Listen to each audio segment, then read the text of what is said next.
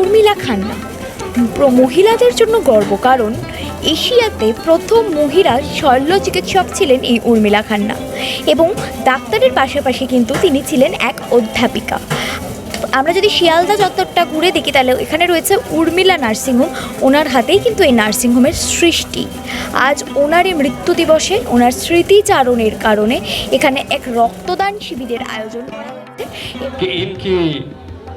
सहायक मानसिकता बहुत सारे संस्था, बहुत सारे चैरिटी ट्रस्ट और बहुत सारे कार्यक्रम को जीवन दान दे देता है।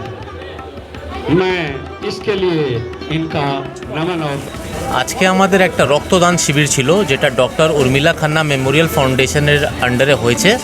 আজকে মোটামুটি 50 জনের আমরা রক্তদানটা করাতে পেরেছি, আর আমরা আশা করি প্রতি বছরই ওনার ডেথ অ্যানিভার্সারিতে আমরা এরকম প্রোগ্রাম করতে পারবো।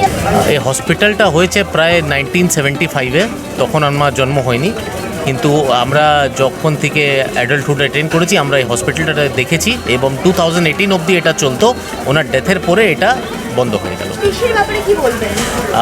ডক্টর উর্মিলা খান্না ইস্টার্ন ইন্ডিয়ার one of the first lady surgeon ছিলেন, এবং উনি NRS ক্যালকাটা মেডিকেল সব জায়গা ডিপার্টমেন্টের ডাইরেক্টর ছিলেন, এবং উনি প্রফেসর হিসাবেও পড়িয়েছেন। খুবই ভালো ছিল। ও আমাদের যতই খান্না ফ্যামিলি মেম্বার সব সময় উনি সবাইকে দেখেছেন। এবার কখনো কোনো মেডিকেল রিকোয়ারমেন্ট হলে আমরা ডাক্তার দিদি বলে ওনাকে ডাকতাম, আর উনি সব সময় আমাদের পুরো ফ্যামিলিকে একসঙ্গে রাখার জন্য চেষ্টা করেছেন। আজকে ডক্টর উর্মিলা খান্না, যে আমাদের এশিয়ার সবথেকে প্রথম মহিলা সার্জনের নামে বিখ্যাত, আজকে ওনার পরিবার এবং আমাদের এক্স কাউন্সিলর ছিলেন রাজেশ খান্না, ওনার ছেলে, মানে খান্না পরিবার সমাজের অন্তিম ব্যক্তি পর্যন্ত সেবা দেয়। আজকে এই রক্তদান মহোৎসবে এটা বোঝা যায়। পরিবারের সঙ্গে এই বাড়িতে আমার আসা যাওয়া, এটা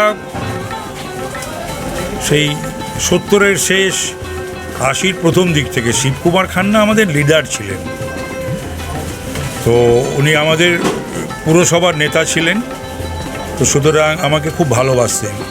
সুতরাং একসঙ্গে আমরা গেছি, তার গাড়িতে করি, একসঙ্গে ফিরেছি। এবং এখানে তো সমস্ত তখন রথী মহারথীরা আসতেন, বড় বড় মিটিং হতো এখানে। এনাদের একটা হল আছে ওপরে, সেই হলেতে মিটিং হতো আমাদের সমস্ত কাউন্সিলরদের, এবং সেখানে রাজ্যের নেতারা, MLA-রা, MP-রা সকলে আসতেন। আর আমি ওনার খুব প্রিয় ছিলাম, খান্না সাহেবের খুবই প্রিয় ছিলাম আমার ওপর। যাই হোক, উনিও আমাকে খুব স্নেহ করতেন। তারপরে ডক্টর উর্মিলা খান্না এরকম বড় মাপের মানুষ, ডাক্তার এবং অধ্যাপিকা ছিলেন। তো সুতরাং আমার অনেক বন্ধুবান্ধব তারা সব উর্মিলাদির ছাত্র ছিল। এবং এখানে এসে একটু নস্টালজিকও হয়ে পড়ছি, তার কারণ কতবার যে এসেছি, কত সবার, তার তো কোনো ইয়ত্তা নেই।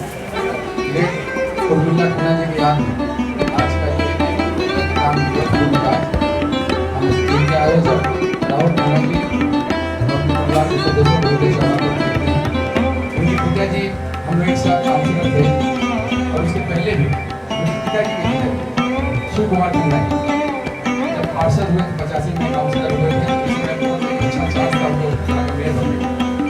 उनको याद है, हमारे यहाँ के जो पार्षद थे उनके साथ हम उनके यहाँ जाया करते थे। पहली बार जरूर उनके पास में गया है, और वो जब ऑपोजिशन लीडर थे उस समय यहाँ कॉर्पोरेशन के साथ वहाँ गए, उनको याद है कि राजेश खन्ना इसको बहुत ही अच्छा रिलेशन रहा था। हम काउंसिलर जो है 5 नंबर बहुत कुछ विचार विमर्श हमसे किया करते थे, हमसे बड़े थे, वो उनसे विचार विमर्श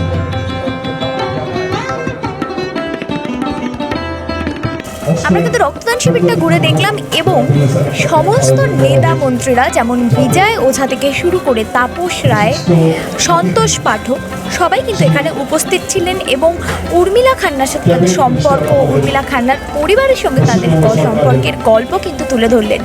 তাপস রায় কিন্তু এই বক্তব্য তুলে ধরলেন যে উনি এখানে উপস্থিত হয়ে প্রচণ্ড নস্টালজিক ফিল করলেন, কারণ এক সময় রাজনৈতিক অনেক সম্পর্ক ছিল, এবং অনেক সম্পর্ক যা গভীরত্ব ছিল একদম নিজের পরিবারের মতন।